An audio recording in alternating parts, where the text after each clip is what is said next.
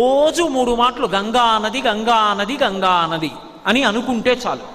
అలా పడుకోబోయే ముందు లేచే ముందు ఒకసారి గంగని స్మరించిన వాడు ఎవరుంటాడో అటువంటి వాడి యొక్క మహాపాతకములను కూడా గంగ తీసేస్తుంది.